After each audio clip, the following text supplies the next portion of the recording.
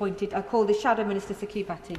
Thank you, Madam Deputy Speaker. And I'd like to start by thanking the Minister for her speech and all that she announced. And we, of course, support the government's agenda in celebrating VJ Day. And I also want to put on record what a privilege it is to open this debate or respond on behalf of His Majesty's loyal opposition.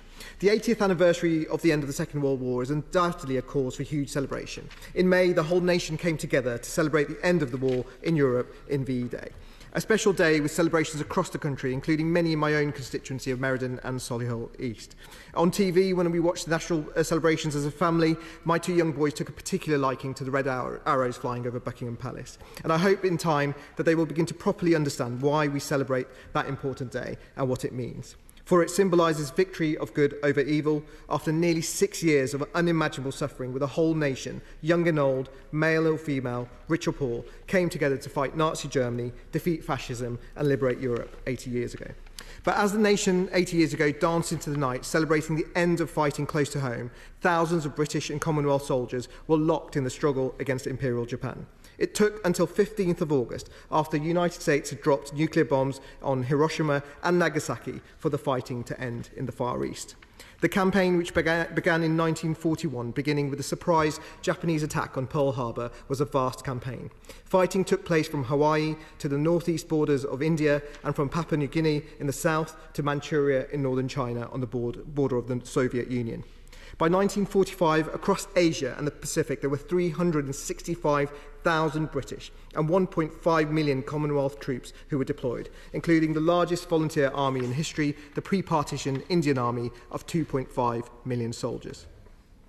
Despite the scope of this campaign, these brave soldiers, who often fought in horrific conditions against a formidable enemy, are often known as the Forgotten Army, to acknowledge the lack of reporting of this campaign in the mainstream media at the time.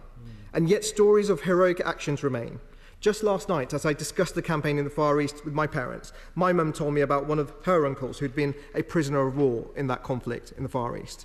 Or my two Westminster staff members who proudly told me about their great-grandfather and great-uncles, both of whom earned the Burma Star.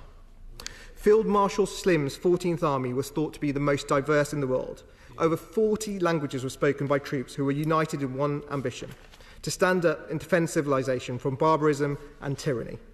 Many people associate the fall of France in 1940 as Britain's low point in the war, but the crushing surrender of Malaya and Singapore are at least equally as devastating. 9,000 British, pre-partition Indian and Commonwealth troops were lost, and around 130,000 were taken as prisoners of war. The famous films, The Bridge Over the River Kwai and the more recent Railwayman, show the brutal conditions that those taken prisoner faced. It's a stark reminder of the reason we had to stand up and defeat Imperial Japan. Would my friend allow? Absolutely.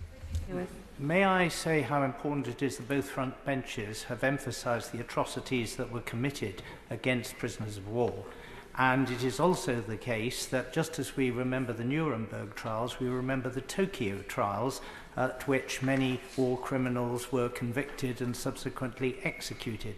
And is it not a measure of the importance of unconditional surrender that at least removed the aura of divinity from the emperor, so that at least the fanaticism of religion was excised from Japanese society? I thank my honourable friend for that intervention. He said that so eloquently, and he's clearly a very learned individual. I couldn't agree with him even more. And whilst we're all regularly reminded of the heroic invasion of Normandy, a 2013 poll of the British public by the National Army Museum in Chelsea ranks the battles of Kohima and Impal as Britain's greatest ever battle. So as we commemorate the 80th anniversary of VJ Day, I hope we will reflect on some of the lessons of the Second World War.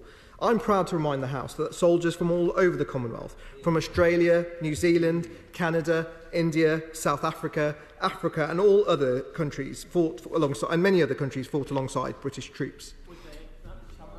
Absolutely.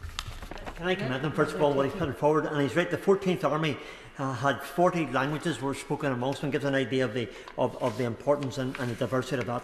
And he also mentioned about the two greatest battles over the Japanese. One was Kohima and Impal, and that was the greatest defeat the Japanese army ever had.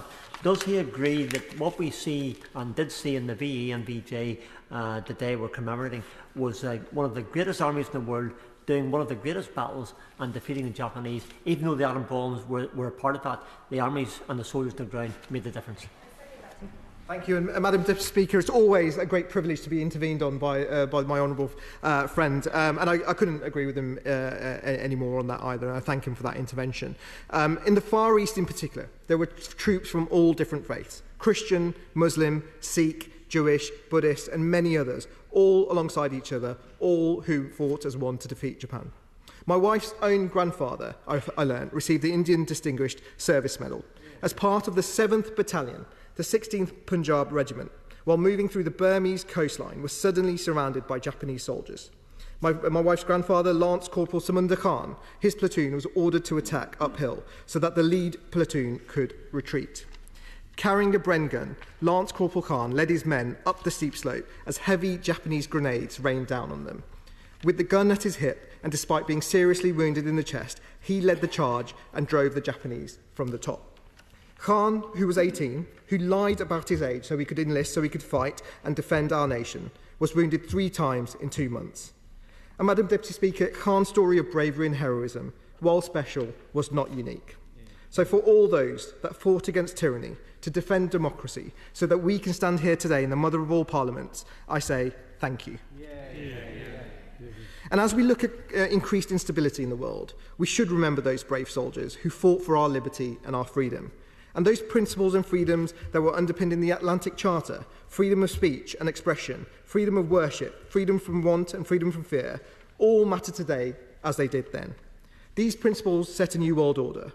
Because while there are those today that seek to divide us, who try to prey on our differences, we must draw inspiration from those heroes who sacrificed everything, who gave their lives for us for a better world.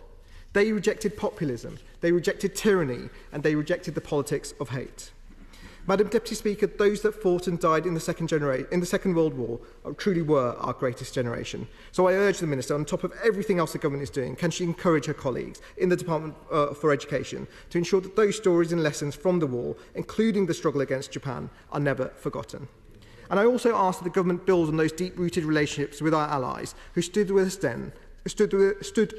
then, so we can then stand up to those who would divide us today.